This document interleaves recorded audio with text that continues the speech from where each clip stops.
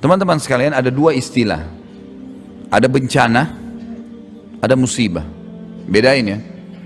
Kalau bencana itu sesuatu yang menimpa umum, merata, seperti tsunami, seperti banjir, gempa, banyak orang yang kena bencana. Kalau bencana sebabnya dosa, nggak ada yang lain udah. Jadi kalau merata maksiat, maka akan datang bencana umum itu. Kalau musibah, sifatnya datang kepada individual. Dan ini pasti datang kepada semua orang, beriman atau orang kafir. Beriman atau orang kafir. Kalau orang beriman, tujuan daripada musibah, kayak kita sakit, bangun tidur tiba-tiba sakit, ya, jalan tiba-tiba keseleo, ya, atau kita mulai usaha ternyata tidak berhasil. Musibah yang datang secara individu. Maka ini kalau orang beriman tujuannya untuk membersihkan dosanya, meninggikan derajatnya, dan mengikat dia dalam ketaatan kepada Allah. Saya kasih contoh.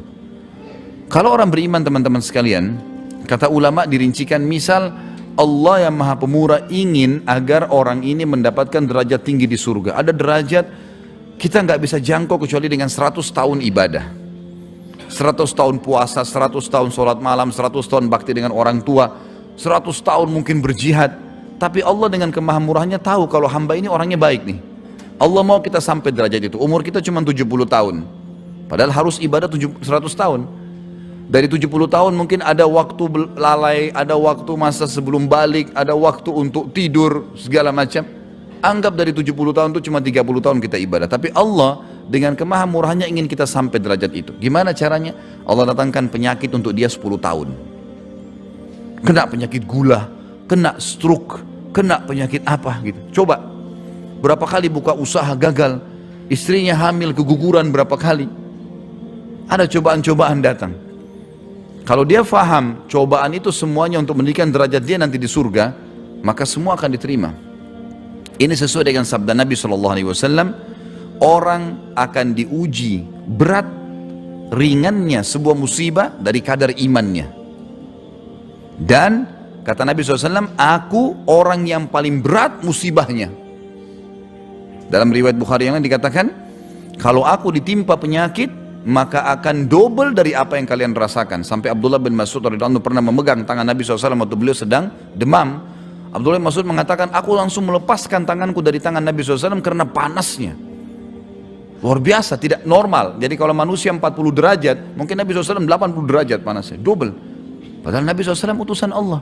Untuk apa Nabi SAW dicoba teman-teman sekalian? Peninggian derajat. Peninggian derajat. Ya. Karena di surga pun ada persaingan para nabi-nabi. Ingat hadis Bukhari yang berbunyi, kalau kalian dengarkan muadzin ucapkan seperti apa yang diucapkan oleh muadzin, lalu bacalah salawat untukku, karena siapa yang membaca salawat untukku maka dia akan mendapatkan akan diberikan salam oleh Allah, karunia, rahmat dari Allah 10 kali. Dan mintalah al-wasilah untukku, karena dia adalah tempat tertinggi di surga, istana paling leks di surga namanya al-wasilah, yang tidak berhak kecuali untuk satu orang hamba Allah. Persaingan antara nabi-nabi dan rasul. Antum sama anak nggak bisa masuk di situ. Ya. Siapa yang meminta al-wasilah untukku, dia akan dapat syafaatku. Ulama hadis mengatakan ini persaingan para nabi-nabi. Jadi masih ada yang dikejar tuh. Ya. Cobaan datang. Nabi SAW dicoba, meninggal Khadijah radhiyallahu anha, meninggal ketiga anak laki-lakinya, Abdullah, Qasim dan Ibrahim. Tiga-tiganya diharapkan menjadi kader umat, tapi takdir Allah berbeda, ya. Seperti itulah. Anak mantunya As bin Abi As, suaminya Zainab, tidak masuk Islam di awal. Nanti berjalan waktu cukup lama baru kemudian masuk Islam. Dicoba. Pamannya sendiri Abu Thalib meninggal dalam keadaan kafir. Pamannya Abu Lahab membenci Islam, memerangi Nabi SAW. Cobaan datang, musibah, gitu kan. Tapi ini jelas bisa dilalui oleh seorang mukmin, karena kata Nabi SAW, Allah tidak akan mendatangkan musibah bagi seorang hamba kecuali sesuai dengan kadar kemampuannya.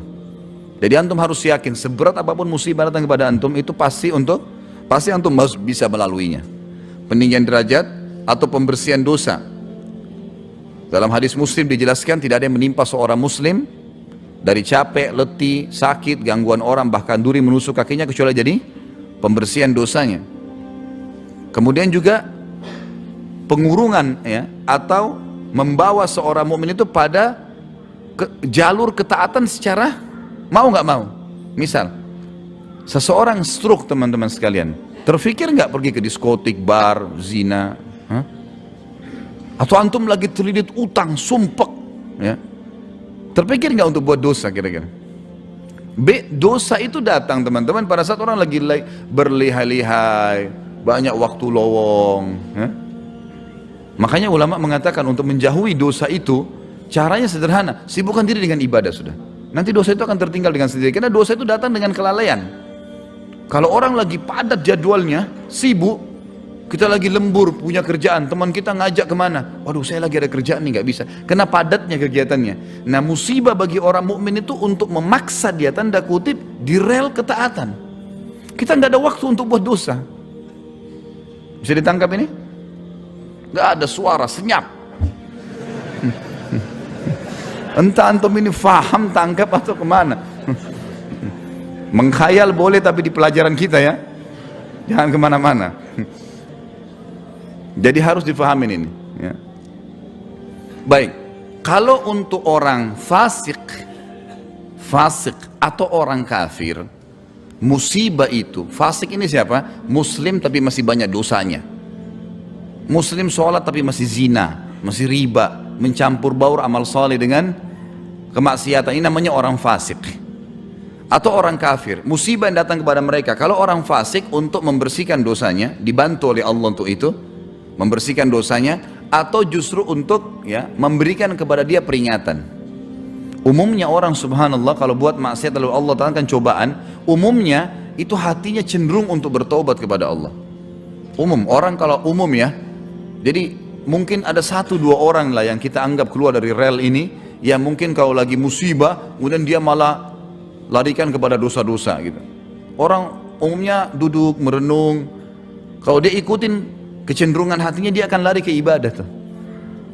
Biasanya nanti lari ke masjid, konsultasi kepada ustadz, mulai kembali ke jalan Allah. Orang fasik.